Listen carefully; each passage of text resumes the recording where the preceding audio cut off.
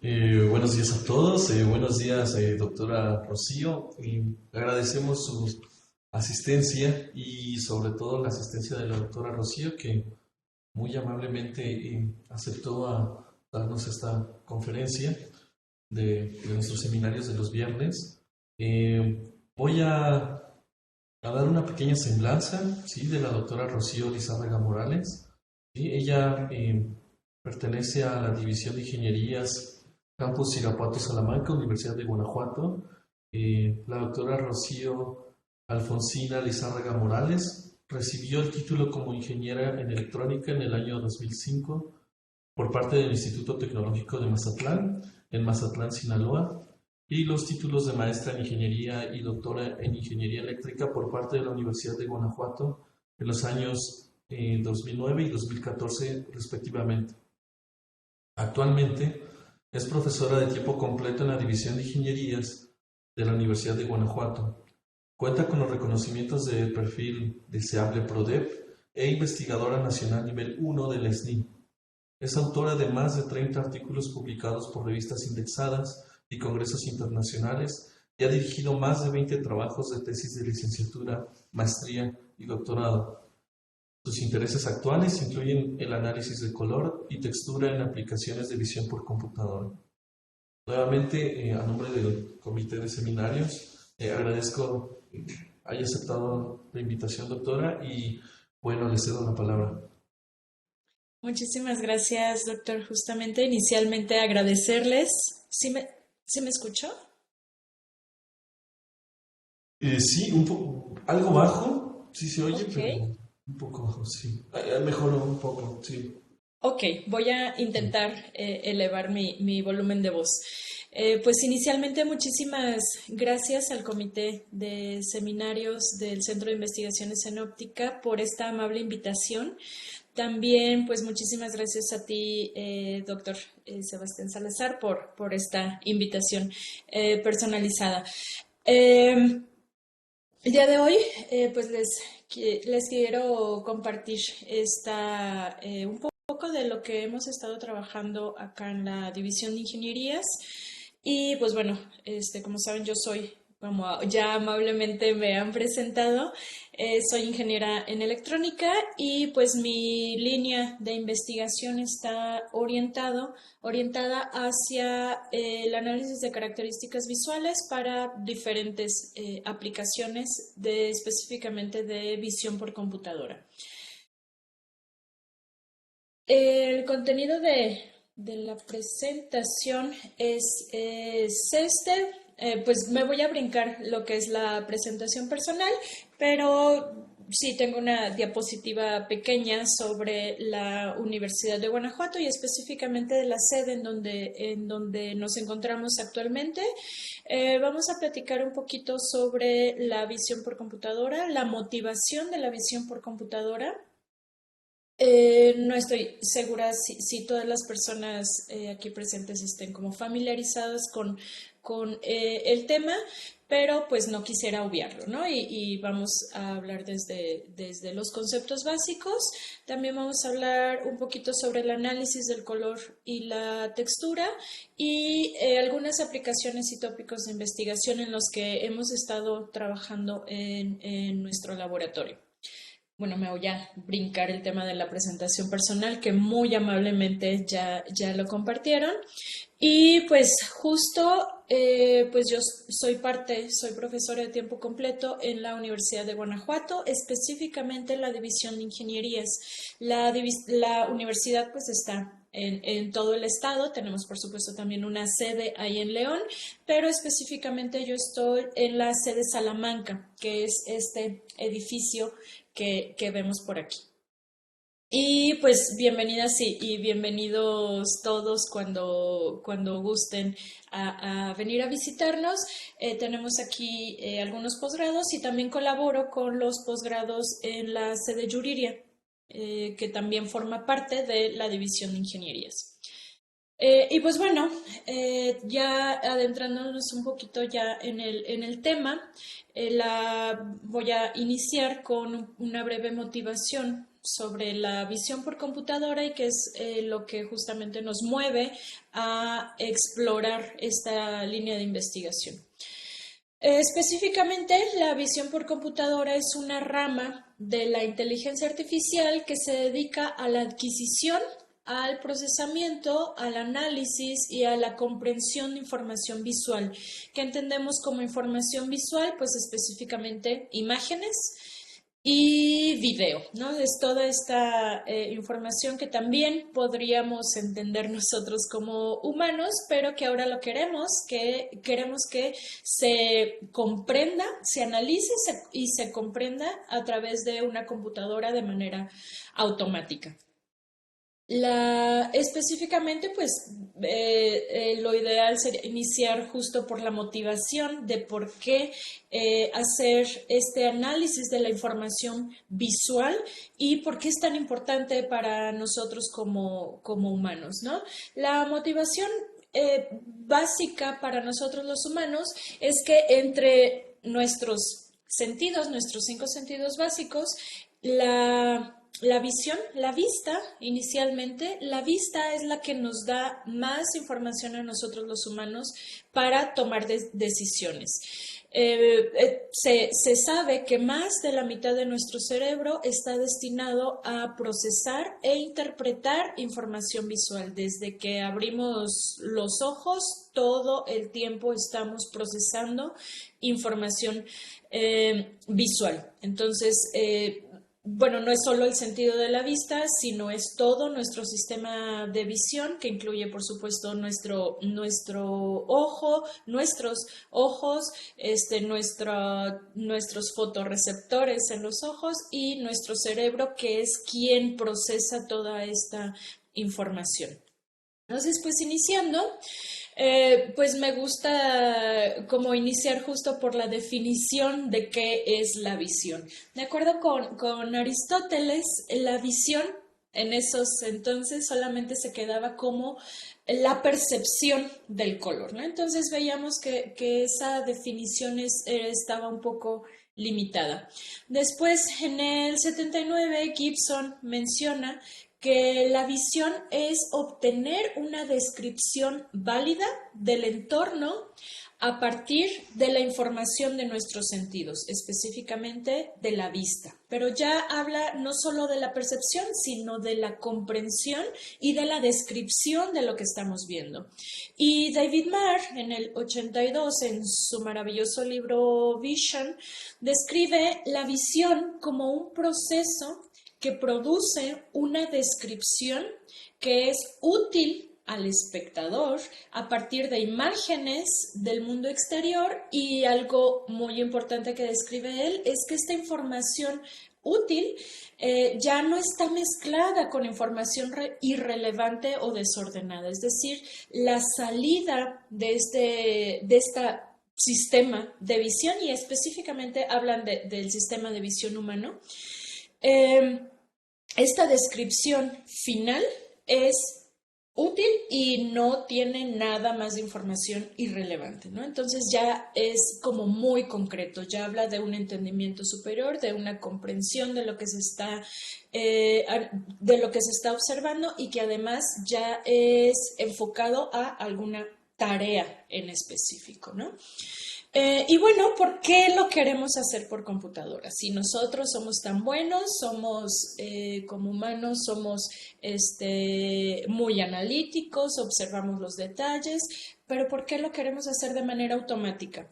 Pues hay muchas ilusiones ópticas que, bueno, por supuesto, seguramente todas y todos las conocen. Por ejemplo, ¿cuántos puntos negros ven? Entonces, cuando nos intentamos enfocar a los puntos negros específicos para contarlos, pues desaparecen, ¿no? Otra ilusión óptica, pues por ejemplo aquí estamos viendo círculos o estamos viendo espirales, entonces no sabemos en realidad qué es lo que estamos viendo hasta que acercamos nuestra vista, ¿no? Acercamos nuestro enfoque, y entonces pues ya notamos que en realidad son círculos, pero cuando lo vemos así superficialmente, pues nos podemos engañar, o nos puede engañar nuestro cerebro para decir que son espirales. Entonces, pues justamente esa es la motivación principal que, eh, que justo somos humanos y que nuestro sistema de visión es vulnerable. Vulnerable pues a distracción, vulnerable a errores. Es un elemento intrínseco a nosotros como humanos. Somos entes biológicos, cometemos errores, nos cansamos física y mentalmente. Tareas repetitivas, pues es complicado mantener el enfoque o mantener una misma tarea o la misma concentración. No podemos entrar a ambientes hostiles, como, no sé, un ambiente en donde no haya oxígeno, donde haya mucha contaminación, etcétera. Somos lentos, nos guste o no, Fíjate somos... que ¿Perdón? Ah, ok, gracias. Sí, Somos... continúa, sí. Sí, continúa, perdón, no sé a quién se le abrió el micrófono por error. Perdón. Ok. ¿Continúo? ¿Escuché? Sí, sí, sí. Ah, muy bien, muchísimas gracias, doctor. Ok, eh, somos lentos a la hora de tomar decisiones o a la hora de observar el detalle. Vemos primero lo amplio, luego nos vamos poco a poco y nos distraemos fácilmente, ¿no? Entonces somos humanos, es parte de nuestra naturaleza. Y entonces la motivación justo está en, ¿por qué no?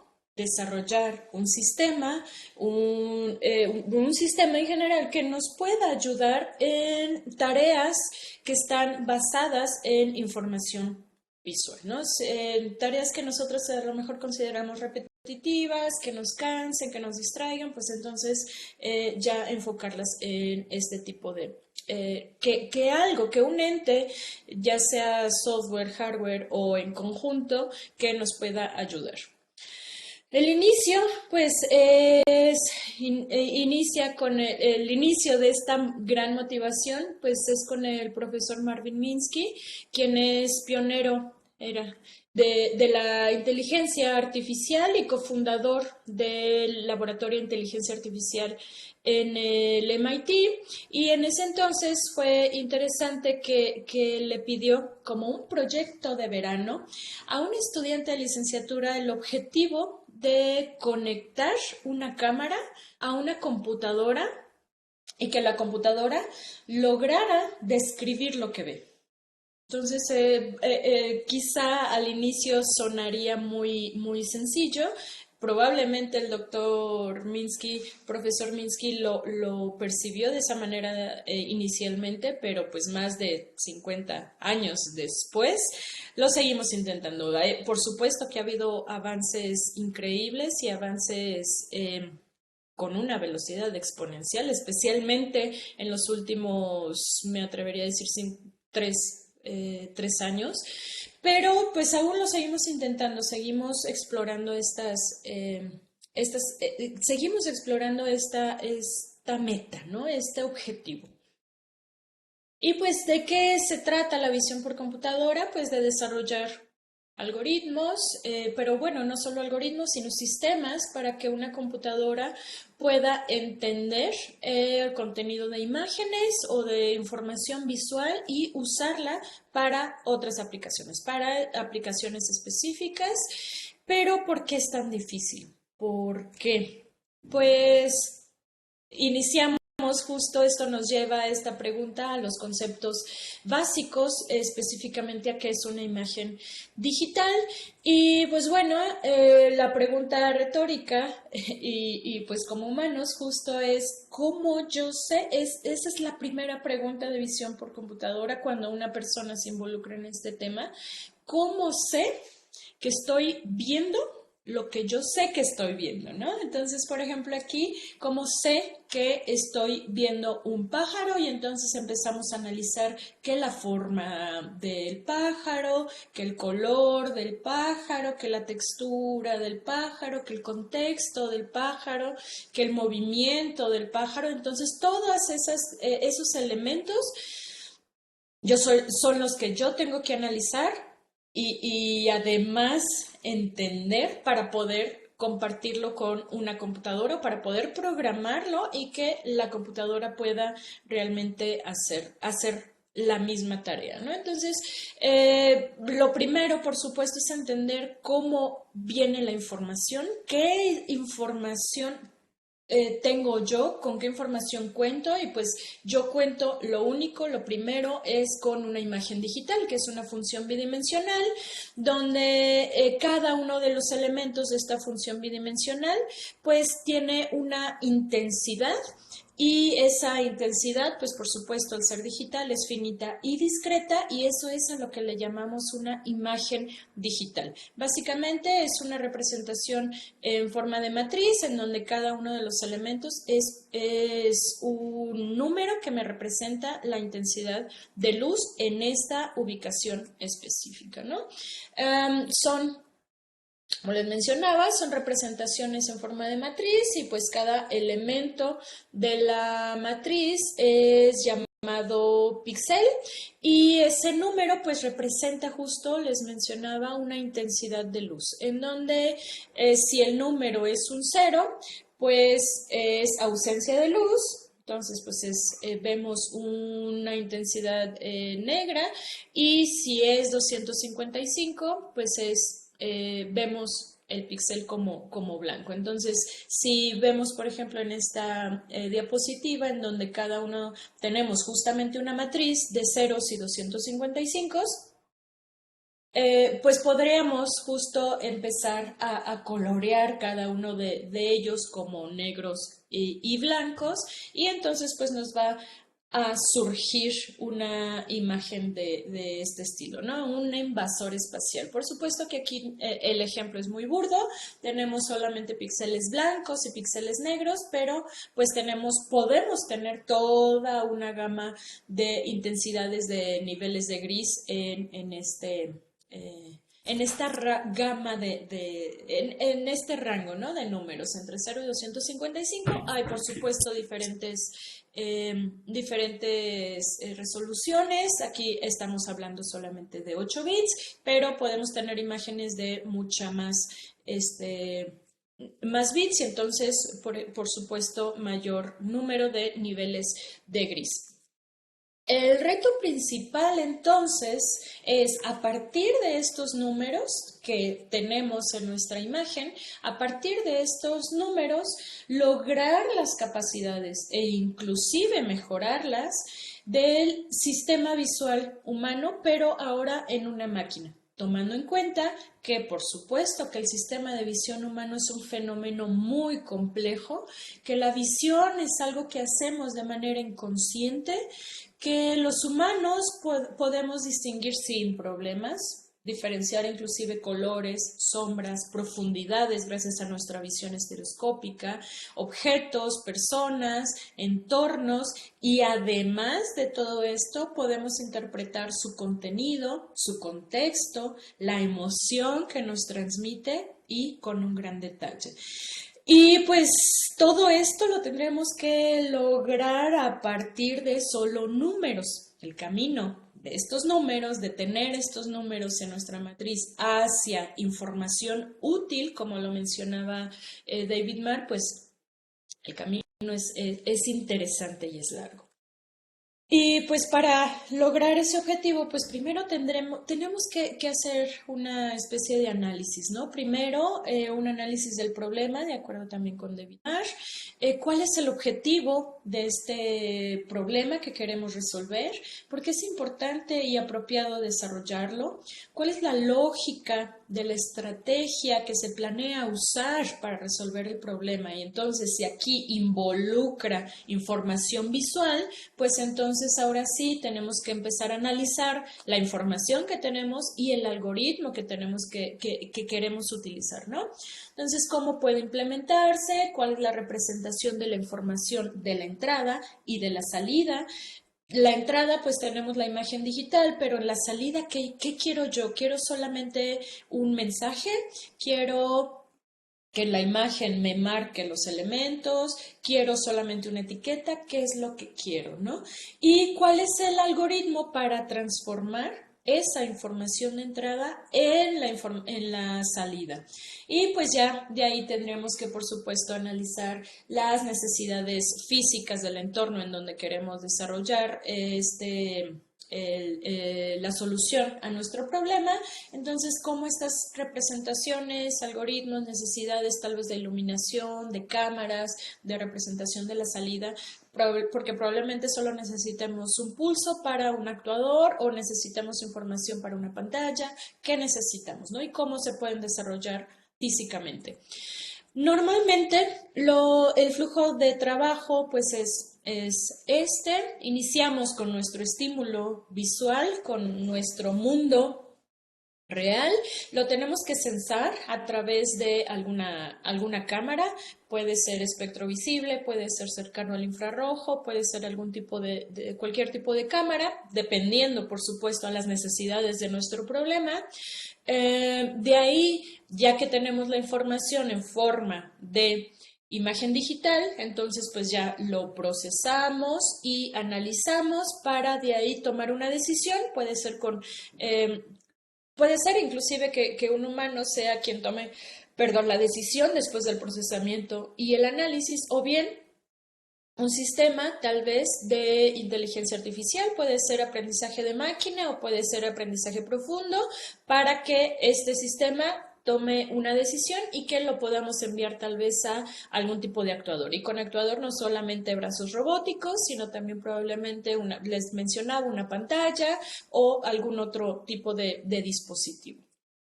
Solamente un foco, no lo sabemos, ¿no? Dependiendo de las necesidades.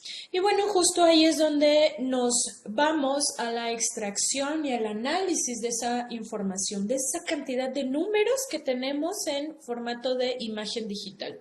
Entonces, ¿cuál es el gran reto? De nuevo, pues es que la computadora pueda entender todo esto solo a partir de esos números que hay en los píxeles.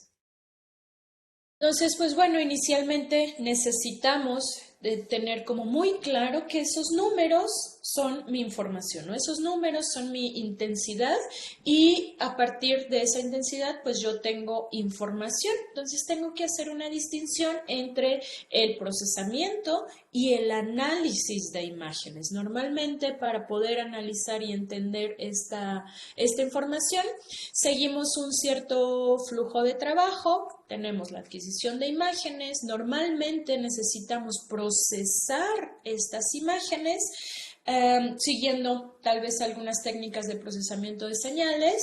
Después necesitamos analizar estas imágenes, que es diferente a procesarlas, con herramientas de extracción de información, además para simplificar la información y de ahí pues ya someter esta información a algún sistema de clasificación, puede ser aprendizaje máquina, aprendizaje profundo, algún otro, inclusive estadístico, si el problema es demasiado sencillo, puede ser solamente de segmentación o puede ser una combinación de ambos y pues a partir de ese sistema, quizás si así lo requiero, pues algún otro procesamiento de alto nivel y la decisión, o bien de la clasificación nos vamos directamente a la decisión y al mostrar la solución, ¿no? Esa decisión final.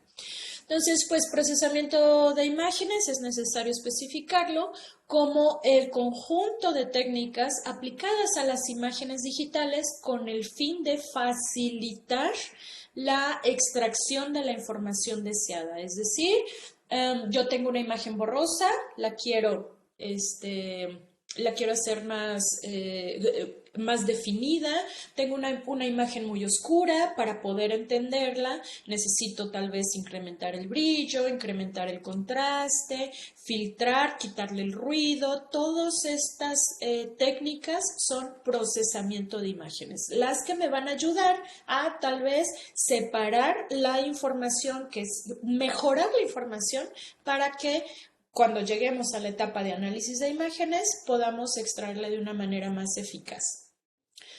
Entonces, justo análisis de imágenes, ya hablamos de la extracción de información significativa y útil de las imágenes digitales. Y con análisis de imágenes, pues obtenemos características, es decir, en lugar de procesar todos los píxeles de mi imagen, de toda mi imagen, los miles de píxeles de mi imagen, pues ya más bien lo que yo busco es describir esta imagen o tal vez una región con estadísticas. Bueno, pueden no ser estadísticas, pero con números, un conjunto mucho menor de números para describir lo que hay en mi imagen, ¿no? Que me pueda ayudar a describir lo que hay en la imagen. Entonces, y esas son las características, ¿no? Extraer esa información significativa, útil y concreta sin todo lo demás de alrededor. Entonces, pues de nuevo, a la pregunta retórica, ¿cómo sé que estoy viendo un pájaro? Siguiendo este flujo de trabajo, pues normalmente, por ejemplo, podríamos iniciar con una imagen probablemente oscura, de ahí tal vez la mejoremos, le aumentemos el brillo, le aumentemos el contraste, le quitemos el ruido con técnicas de procesamiento de imágenes. Después, esta imagen de salida, pues la analizamos, extraemos la información y de esta información, pues la voy a poder tener representada tal vez en un conjunto, en un vector de características, ¿no?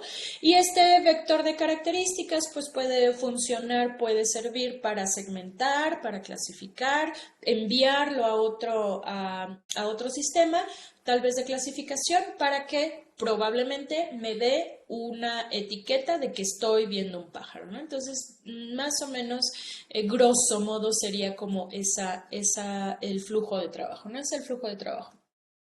¿Y qué características pueden ser útiles? Bueno, hay millones y millones de características y cada vez se proponen muchísimas características más, es decir, estos elementos, estos números que me pueden hablar de qué es lo que hay o de intentar reconocer, que me digan esos elementos importantes. Y uno de ellos, por supuesto, es el color del objeto que estoy analizando, que estoy intentando entender, ¿no? El color, pues sabemos que es una visión, que es una percepción visual generada en el cerebro para interpretar las señales enviadas por los fotorreceptores en nuestra retina. Ustedes saben seguramente más que yo de todo esto, pero pues aquí lo importante es la percepción humana del color, ¿no? Es interesante cómo la percepción, cómo el procesamiento del color en dispositivos electrónicos está realmente inspirada en nuestra percepción humana. Nuestro ojo funciona como una cámara, el fondo de nuestro ojo se proyecta la imagen en células que son fotosensibles, estas células reaccionan a ciertas longitudes de onda y pues dependiendo de esas longitudes de onda enviamos una señal a nuestro cerebro y nuestro cerebro interpreta las imágenes. Entonces pues aquí tenemos nuestra cámara, nuestro sensor y nuestro cerebro hace el procesamiento y la interpretación, ¿no? Entonces, pues en dispositivos electrónicos justo la luz es sensada, pues por supuesto en un sensor sensible a la intensidad de la luz, que también pues es justamente filtrado en las diferentes longitudes de onda, en los azules, en los verdes, en los rojos, y entonces pues de aquí viene la representación que conocemos como RGB, que es la más utilizada en dispositivos electrónicos. Es una representación de color, pues es la más básica y burda, en donde tenemos estas tres componentes que al mezclarse en diferentes intensidades, pues vamos a tener diferentes colores, ¿no? Nuestros colores aquí primarios son el rojo, el verde y el azul, y al mezclarlos, pues tenemos, por ejemplo, si mezclamos el rojo y el verde, pues tenemos el amarillo, si mezclamos el rojo y el azul, tenemos el magenta, si tenemos el azul y el verde, tenemos el cian, y si los mezclamos todos en su intensidad máxima, pues tenemos el el blanco. Si tenemos ausencia de todas las componentes, pues tenemos el negro, y si las tres componentes están en las mismas cantidades e intensidades, pues tenemos toda nuestra escala de grises, ¿no? Entonces aquí es interesante esta representación y es útil porque pues ya tenemos todos los colores representados por una tercia de números, ¿no? Por 3 números. Entonces, bueno, por ejemplo, ya teniendo esta concepción de los colores y de números en nuestras imágenes, pues si nos ponen, por ejemplo, una tarea en nuestra clase de visión por computadora en 1, de procesamiento de imágenes 1, nos piden separar los píxeles que corresponden a monedas en esta imagen, pues podemos analizar justo cuáles son las características de nuestro fondo y cuáles son las características de nuestro objeto, fondo-objeto. Entonces nuestro objeto pues tiene una intensidad menor al fondo, entonces el fondo es bastante uniforme, es un gris claro, entonces yo puedo decir que si el píxel tiene una intensidad mayor a algo, a un número en específico, pues yo lo voy a interpretar como fondo, y si no tiene esa intensidad, pues entonces yo lo voy a tomar como moneda, tal vez. Y entonces pues yo puedo separar nuestros píxeles que corresponden a monedas relativamente sencillo. Obviamente aquí todavía falta un postprocesamiento, pero puedo yo separar el fondo de manera relativamente sencilla, les digo, porque es uniforme, ¿no? Porque tenemos una intensidad uniforme, pero ¿qué pasa cuando la intensidad no es uniforme en los objetos que queremos separar? Entonces, por ejemplo, en estas 3 imágenes, si yo quiero separar estas regiones de la misma manera, pues ya no va a funcionar igual, ¿no? Porque si yo digo, de esta intensidad para arriba es algo y de esta intensidad para abajo es otra cosa, entonces pues voy a obtener píxeles que van a ser confusos, ¿no? Van a ser ambiguos. Por ejemplo, se me ocurre en esta región de estos agujeritos, ¿no? No vamos a poder tener la región completamente separada. Entonces, pues, ¿qué es lo que justamente sucede? Pues no vamos a lograr tener los espacios, las regiones perfectamente separadas. Y a este problema le llamamos textura.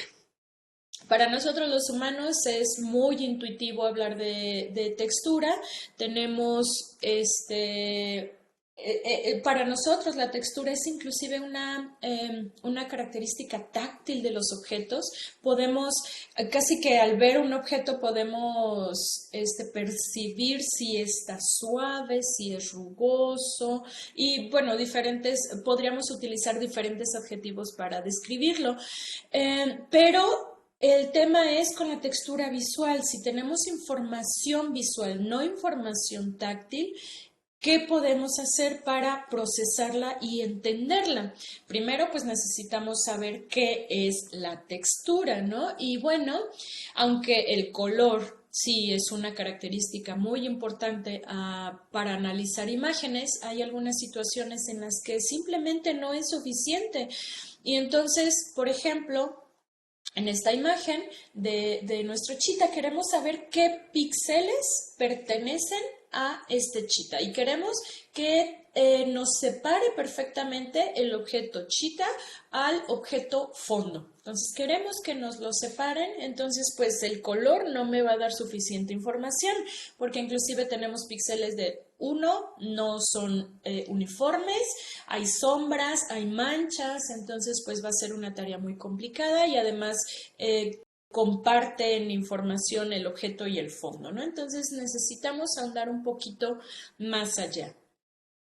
Entonces, en el 68, Tamura hablaba de que la textura puede ser patrones repetitivos, es decir, hablaba de que cualquier textura le podemos encontrar un patrón fundamental y ese patrón fundamental es el que se va a repetir como una primitiva, repetir a través de toda una superficie, de una región, de acuerdo con una regla de posición. Entonces, en ese entonces, era el objetivo principal, encontrar ese patrón repetitivo. Obviamente, pues está complicado. Y en el 78... Sklansky habla de que más bien la textura en una imagen habla de estadísticas locales u otras propiedades locales en donde la función de la imagen son constantes, en donde en la imagen son constantes. Entonces ya hablamos más bien de estadísticas de una región y si las estadísticas se comportan de manera uniforme en una región local, entonces hablamos de ahí hay una textura, ¿no? Podemos entenderla como una textura. Y bueno, en el 2003 Aribot habla de que la textura es una homogeneidad visual. Es semejante, ¿no? Lamentablemente no hay una definición formal para la textura, al menos aún no aceptada, porque hay diferentes tipos de texturas. Hay texturas que por supuesto siguen, o problemas que involucran la textura que siguen la aproximación de Tamura, hay otras que siguen la aproximación o que funcionan mejor o problemas con los que se puede resolver con estadísticas locales, entonces pues se vuelve complicado. Lo único que sí sabemos es que la textura es una característica de superficie, que sí, algunas de ellas son arreglos de primitivas básicas, o sea, de formas básicas que se repiten, que describe una distribución espacial, no especial, espacial de las intensidades de luz y que es sensible a la escala. Por ejemplo, en esta imagen pues podemos separar las dos texturas a pesar de que pareciera que es la misma, dependiendo siempre de nuestro problema, que pues está a diferentes escalas, es decir, la vemos desde un poco más lejos y otra la vemos desde más cerca. Otro ejemplo de la escala puede ser que nos imaginemos una barda de ladrillos y entonces cuando estamos a una distancia importante, pues solo vamos a ver una barda uniforme, ¿no? Tal vez naranja, pero conforme nos vamos acercando van apareciendo los bordes de los ladrillos se van haciendo más grandes, inclusive va apareciendo la misma textura de los mismos ladrillos, entonces pues ya tenemos por ahí varias escalas de diferentes texturas. Y pues justo diferentes texturas, diferentes aproximaciones. Se han identificado diferentes tipos de texturas, desde las texturas regulares, texturas casi regulares, texturas irregulares, texturas casi estocásticas y texturas estocásticas, en las que, pues por supuesto, dependiendo del problema, se pueden utilizar diferentes aproximaciones. Para estas aproximaciones normalmente hay que como elegir paradigmas y hay diferentes paradigmas del análisis de textura. Yo trabajo principalmente en el estadístico y en el estructural, y en el estadístico pues justamente son simplemente estadísticas que describen la relación entre píxeles, entre intensidades de píxeles en una región específica. Y la estructural más bien describe las texturas como un arreglo de patrones fundamentales que describen una regla de posición. Y en el estructural lo que queremos identificar es ese patrón básico, ¿no? Ese patrón básico, y en algunos casos queremos encontrar su regla de posición o inclusive las variaciones de esas reglas de posición, ¿no? Justo en el análisis estructural, pues ve a la textura como un patrón visual de elementos repetidos que tienen una cierta cantidad de variabilidad en su apariencia y además en su posición relativa. Aquí hablamos de un concepto curioso, interesante, que se llama texel, que así como pixel de picture element, aquí hablamos de texel, que es texture element. Entonces, pues es como el centro de nuestro, del objetivo de nuestro análisis. Y por el contrario, el análisis estadístico, pues solo queremos una distribución, queremos algo que nos describa esa distribución de intensidades de los píxeles en una región específica. Entonces, para que estudiarla, pues a lo mejor queremos sí separar un objeto del fondo. Por ejemplo, aquí queremos separar este pequeño cuadrito de todo el resto de la imagen. Entonces, pues podemos utilizar características de textura, en este caso homogeneidad visual, para justamente separarla de nuestro fondo, ¿no? Y ya de ahí podemos hacer algunas otras cosas, inclusive refinar bordes o lo que sea. Y pues esto es básicamente los conceptos con los que yo he trabajado en algo, y mis compañeros de laboratorio. Algunas de las contribuciones, pues específicamente, primero les tendría que hablar del laboratorio en el que yo participo. Es el Laboratorio de Visión, Robótica e Inteligencia Artificial, que se encuentra ingenierías del campus Irapuato Salamanca de la Universidad de Guanajuato, y en este laboratorio, como su nombre lo dice, pues desarrollamos aplicaciones de visión, de robótica y de inteligencia artificial. En visión por computadora hacemos análisis de características visuales de color y textura para diferentes tareas, para resolver diferentes problemas. También lo juntamos con clasificación y segmentación de imágenes. También se han desarrollado algunas cosas de robótica móvil, por ejemplo, sistemas de navegación, modelado de escenas, métodos de navegación reactiva y pues algunas técnicas de inteligencia artificial, computación flexible, sistemas basados en lógica difusa, algoritmos genéticos, redes neuronales artificiales y algunas otras técnicas. Entonces yo me enfoco principalmente en la parte de visión por computadora y pues ya quisiera aprovechar como mis últimos minutos para ahora sí platicarles en algunos proyectos en los que hemos trabajado y en donde hemos implementado específicamente estas características visuales. Por ejemplo, uno de los primeros trabajos desarrollado por una estudiante de maestría, clasificación de insectos con aplicaciones en entomología forense. Es interesante la entomología forense, lo desarrollamos con personas de la UNAM, justamente ahí tienen una colección increíble de insectos y específicamente la aplicación en entomología forense es que, bueno, si hay una escena de crimen, se tiene que analizar el cuerpo y específicamente si ha llegado a desarrollar insectos y en qué etapa de desarrollo esos insectos están.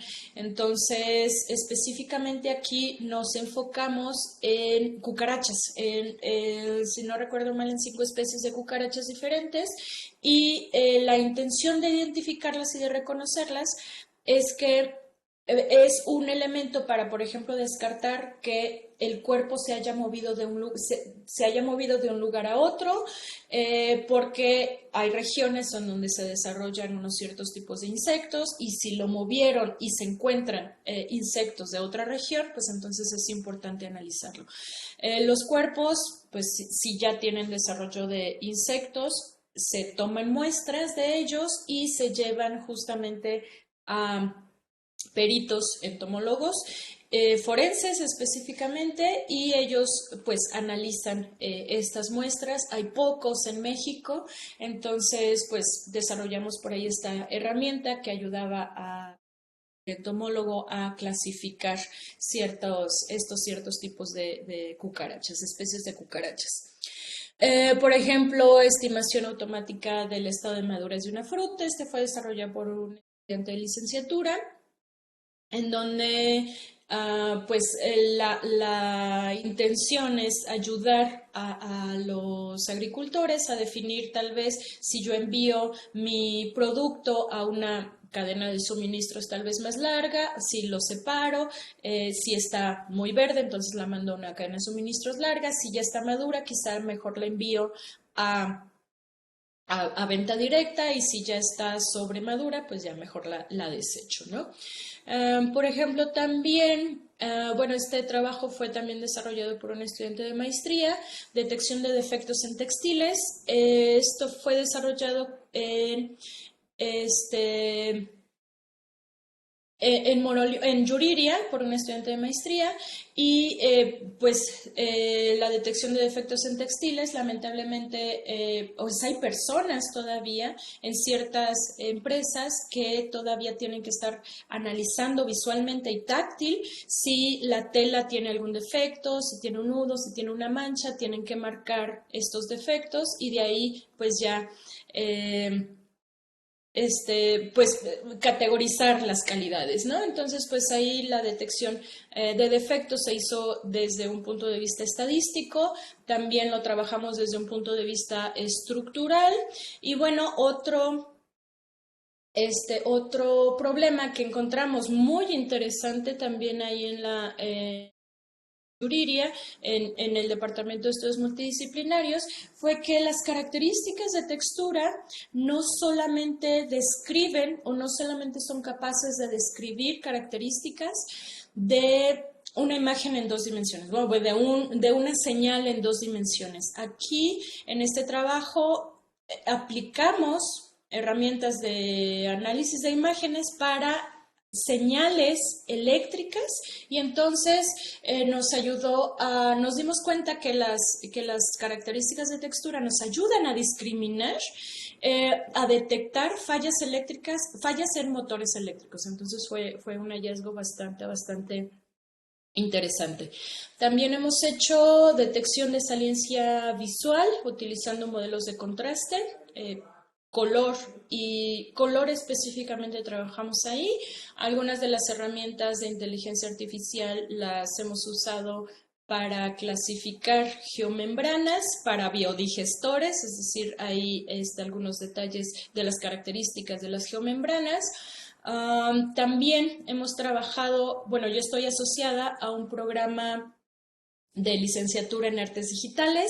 Yo doy clases de programación en este programa de licenciatura, y pues una exploración que nos gustó y que fue bastante interesante fue clasificar pinturas por estilo artístico, utilizando características de color y de textura. El problema básicamente es tenemos una pintura, entonces necesitamos saber si pertenece al cubismo, al impresionismo, al barroco, al pop art, al romanticismo, al expresionismo, al realismo, y pues nos dimos cuenta que, por supuesto, cada estilo artístico tiene una paleta de colores específica, tienen ciertos trazos, tienen cierta composición que nos permite que son características que nos permiten determinar el estilo artístico, ¿no? También utilizamos de nuevo características de textura, pero ahora para detectar desbalance en motores de inducción a través de vibraciones, de señales de vibración, y pues también lo pudimos detectar. Entonces, pues las características de color y de textura no solamente son útiles para análisis de imágenes, sino también para señales unidimensionales. Entonces, yo con esto termino mi charla. Les agradezco muchísimo su atención, por supuesto que la invitación, estoy muy contenta de estar aquí, y pues estos son mis datos de contacto, por si quisieran charlar al respecto de alguno de los temas de los que les he compartido el día de hoy. Y pues muchísimas gracias, doctor, por la invitación. Gracias a usted, doctora. Hay un comentario aquí en el chat que me gustaría leerlo. Claro. Doctor Geminiano dice: gracias por la charla, muy interesante. Los grados de libertad en una imagen digital, profundidad de bits, canales RGB, tamaño de píxel, resolución, niveles de detección mínimos. afectan al desempeño de los algoritmos de reconocimiento de textura. ¿Qué tipo de estrategias están desarrollándose para proveer cierto nivel de insensibilidad universal a estas herramientas de edición? Bueno, es una pregunta. Sí, sí, sí afectan. Bueno, de entrada la primera pregunta es por supuesto que afectan. Todos esos grados de libertad que mencionan. ¿Y qué se está haciendo? Pues de entrada, sí, esa insensibilidad universal es complicada de determinar. Normalmente los temas de inteligencia artificial son muy, muy, muy buenos en una tarea en específica. Y posiblemente pueden ser mejor que nosotros, pero en una tarea en específica. Lograr esa insensibilidad universal o adaptación universal a todos estos grados de libertad, inclusive más allá de los mismos grados de libertad de la imagen digital, sino también del mundo. La textura es sensible a la escala, no es la misma si la vemos de cerca, si la vemos de lejos. Hay muchísimos elementos, el mismo problema, la iluminación. Entonces, sí, es complicado decir que vamos a lograr la insensibilidad universal, pero, por ejemplo, algo importante, por ejemplo, que nosotros por ahí aportamos es la determinación de la escala, porque queremos justo saber primero, como primer paso, ¿a qué distancia estamos? Qué tan cerca o qué tan lejos estamos de la textura para justamente encontrar ese elemento de escala y a partir de ahí, entonces ya adaptar nuestros algoritmos que se adapten a la distancia en las que estamos trabajando. Pero sí, ahorita específicamente no hemos estado enfocados en esa insensibilidad, que es un tema muy complejo, sí. Gracias, doctora. Hay otra pregunta aquí. ¿Se ha buscado unir este tipo de técnicas con la digitalización en 3D de objetos para recuperar tanto la topografía como su textura e información de...